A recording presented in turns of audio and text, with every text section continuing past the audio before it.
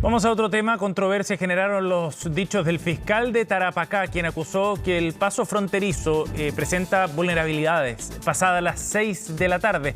Vamos a conversar de este tema y para eso estamos con la senadora de la UDI, Luz Sebensberger. Gracias por el contacto, senadora, muy amable. No, gracias a usted por la oportunidad de conversar, Sebastián. Muy buen día. Bueno, las declaraciones del fiscal Arancibia generaron harta discusión, harto debate. Fue un acto de harta sinceridad, digamos, el que planteó el fiscal, pero en la práctica establece que después de las 18 horas por esa zona del paso fronterizo, básicamente ya no hay resguardo y eso ha generado un ingreso de migrantes bien importante a la región. ¿Cómo recibe usted esa declaración? Porque al final lo que está haciendo el fiscal también es levantar ciertas alertas, ¿no?, respecto a lo que él está viendo ahí en la zona. Bueno, yo creo que para los que vivimos en la región y para las autoridades, nada nuevo, dice el fiscal, ¿no es cierto? Hace mucho rato que todos sabemos, y ustedes ya también a nivel nacional, que la frontera con Colchane es absolutamente vulnerable y que todas las medidas que se han tomado no han dado efectos, que hoy día hay una autocomplacencia del gobierno diciendo que los ingresos clandestinos han disminuido y cuando uno está en la región y va a las fronteras te das cuenta que eso no. Hace mucho rato que venimos diciendo que con todos los problemas y vulnerabilidades que tiene la frontera, no solamente del ingreso de migrantes, sino que particularmente de el ingreso del crimen organizado, la frontera debiera funcionar 24 horas, ¿no es cierto? Debiera estar permanentemente abierta y con resguardo. Uno va a la frontera, Sebastián, tú vas a las 5:30, 6 de la tarde y ves la cantidad de camiones, de buses, esperando que efectivamente que se cierre el complejo, porque no hay nada más. Tú, cuando llegas a Colchane, o vas a querer cruzar el paso o no tenés nada que hacer. Entonces, cuando uno ve todos esos camiones estacionados, sabe que está esperando un menor resguardo, el cierre de la frontera para que crucen con contrabando o para que ingrese el contrabando, la droga, las armas y, por cierto, los migrantes clandestinos. Entonces, las declaraciones del fiscal, efectivamente, él hace rato que viene levantando estas alertas, él ha hecho un muy buen trabajo, pero no es nada nuevo. Todos lo sabemos y a mí me parece que esta eventual controversia ya no es tal. Sí, senadora, ahora, de todas maneras, usted dice no es nada nuevo, pero ¿no se ha visto un cambio en el último año en base a las medidas que se han ido adoptando allá en la zona? Un cambio por lo menos quizá en la magnitud, porque ayer hablábamos con el delegado presidencial de la región, planteando que había una caída cercana al 21% en los ingresos irregulares por esa zona, por ejemplo. Mire, yo por eso hablo de autocomplacencia. Lo mismo ha dicho el subsecretario Monsalve cuando ha venido acá al Senado, pero resulta que cambiaron los números o el origen de esos números para comparar y decir que ha habido esa disminución. Históricamente, los ingresos clandestinos se miran por la información que entrega la PDI. Nosotros a fines del año pasado pedimos por transparencia a la PDI el número de ingresos clandestinos y habían aumentado, no habían disminuido. Y entonces no me coincidían con los números que entrega el subsecretario Monsalve. Y claro, ¿por qué no coinciden? Porque los números que entrega Monsalve son los avistamientos que hacen las Fuerzas Armadas desplegadas en la frontera. Entonces, no puedes comparar peras con manzanas. Históricamente hemos comparado y hemos visto si sube o bajan los ingresos clandestinos con las cifras entregadas por la PDI. Hoy día no puedes, para decir que bajó, cambiarlo por avistamiento. Es la PDI, la autoridad migratoria, la que lleva el control de los ingresos clandestinos y con esas son las cifras con las que tenemos que comparar. Y en ellas no hay disminución, hay aumento. Ajá. Senadora, luego por la tarde el fiscal nacional Ángel Valencia decía que no siempre es prudente, voy a leer sus palabras textuales, no siempre es prudente informar las debilidades, en alusión a lo que había planteado el fiscal Arancibia. Sonó como una suerte de tirón de oreja, digamos, respecto a lo que había planteado el fiscal regional. Pero tampoco descarta la situación el fiscal Valencia, ¿no? Más bien hace alusión a la publicidad que se le da a ese dato. Efectivamente, a mí me parece, mire, yo puedo entender que cuando tú vas tras la persecución penal, hay materias que son reservadas para el buen término de esa investigación. Pero aquellas que son obvias y conocidas por todos, el fiscal Arancibia no dijo algo que la gente en la región, que los propios bandas de crimen organizado no conozcan. Todos, y ustedes mismos los transmiten diariamente en los reportajes y las entrevistas que hacen, conocen de la vulnerabilidad de la frontera, particularmente en Colchane, que a diferencia de la de Arica, está más controlada la de Arica porque es más pequeña por su situación. Colchane son 300 kilómetros que es muy difícil controlarla.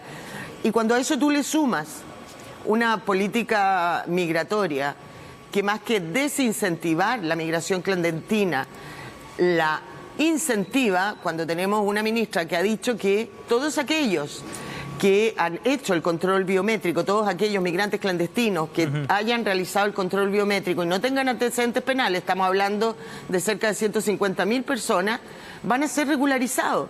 Entonces, no hay expulsión administrativa. Los reciben, le dan alimentación, les hacen el control biométrico y los regularizan. ¿Cuál es el desincentivo a no seguir viniendo? Obviamente que eso es un llamado. ¿Usted lo interpreta como un perdonazo? Lo que queremos es que se cumpla la ley. Hay un perdonazo, eso es un perdonazo. Absoluto y completamente. Y eso es un incentivo a que la gente siga viniendo porque ingresa por la ventana, no por la puerta, y acá lo acogen, lo regularizan. El director nacional de Migración está dedicado a buscarle trabajo a los migrantes clandestinos, es decir, es inentendible. Regularizas al que ingresa clandestinamente y le consigues un trabajo cuando no puede trabajar alguien que ha ingresado clandestinamente, o sea, lo está haciendo contra las normas legales. Eso es lo que está haciendo el gobierno, eso es la política migratoria. Y eso es un incentivo a que esto siga ocurriendo y sigan viniendo más personas. Senadora, entonces, para enfrentar el fenómeno y en base a lo que escribía también el fiscal Arancibia, ¿qué medidas son las que hacen falta para implementar? ¿Es un problema de recursos? ¿Es un problema de medidas y políticas que se tienen que implementar? ¿Es un problema de infraestructura? ¿Por dónde pasa la respuesta a esto?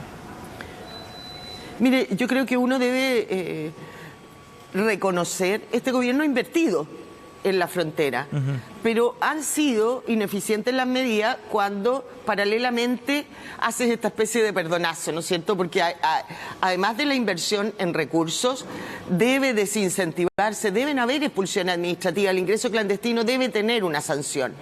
Creo que las medidas, yo comenzaría por 2 o 3. Primero, ¿no es cierto?, el funcionamiento, hay que parte de esos ingresos que están destinados tiene que ser a fortalecer a aduana y a todos los demás funcionarios públicos que trabajan en Colchane para que la frontera funcione las 24 horas del día.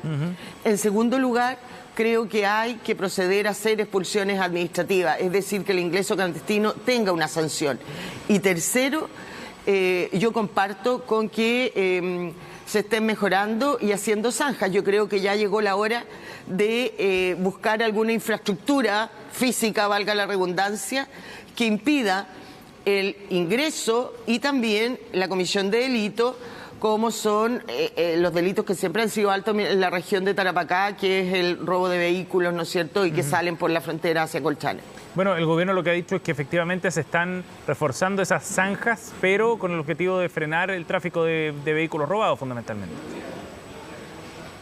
Bueno, pero también va a impedir, y a mí me parece correcto, de alguna manera el ingreso. Lo importante es que esas franjas se hagan correctamente de unas dimensiones que de verdad impida el ingreso de personas y de vehículos, el ingreso del egreso, y no es cierto que se mantengan, porque hace un par de años atrás, en el último gobierno de la presidenta Bachelet comenzaron a hacerse esas franjas. Después, en el gobierno del presidente Piñera, en el segundo gobierno, cuando se había dictado estado de excepción en la frontera, los militares que estaban apostados en la frontera profundizaron la franja. Pero después, cuando se deja sin mantención, empieza a ser rellenada por los mismos migrantes, con arena, con tabla, y entonces ya deja de surtir el efecto buscado. Por lo tanto, bien que se haga, pero que también se mantenga. Senadora, por último, desde el punto de vista de la política migratoria, ¿usted siente que acá el gobierno no está dando las señales correctas a propósito de los incentivos que usted planteaba se están generando con este empadronamiento, por ejemplo? Absolutamente. Yo creo que la política migratoria del gobierno, más allá que ellos tienen el derecho, ¿no es cierto?, a dictarla, pero me parece que están haciendo en algunos temas señales incorrectas, como es el perdonazo, como es el buscarle trabajo a personas que no pueden trabajar cuando están clandestinas y regularizarlo, porque eso es un llamado, un verdadero llamado a decirle a la gente: siga viniendo, acá los acogemos, acá los regularizamos y acá les buscamos trabajo. Hoy día, hace un rato atrás, estaba escuchando a la subsecretaria de Educación, ¿no es cierto?, que hablaba la cantidad de estudiantes extranjeros que hay. Están copando además las matrículas en perjuicio de los chilenos. Y lo que escuchaba de la subsecretaria, ¿no es cierto?, que también en la política eso se incentiva y se resguarda. Pero la consecuencia de eso, yo no digo que no se haga, pero paralelamente el gobierno debe preocuparse, ¿no es cierto?, de los niños chilenos que se quedan sin matrícula producto de esto en los colegios, en las escuelas públicas y también en los jardines infantiles. Preocupémonos de acoger a los niños migrantes, yo no tengo ningún problema con eso, pero sin dejar de lado o a costa de los niños chilenos. En la región de Tarapacá, al menos quedaron 1.500 niños sin matrícula en escuelas públicas, cuando hay una ley que obliga a los padres a llevarlo, pero para eso el Estado le tiene que dar, ¿no es cierto?, las condiciones, y cerca de la misma cifra, 1.500 niños sin una vacante en un jardín infantil de la Junji. Eso es impresentable, es impresentable. Acojamos a los niños extranjeros, no se pueden dejar botados, en eso comparto, pero no a costa de los niños chilenos y menos de los niños de la región de Tarapacá. Bien, senadora, gracias por conversar con nosotros esta mañana. Gracias, Sebastián, a usted. Muy buenos días.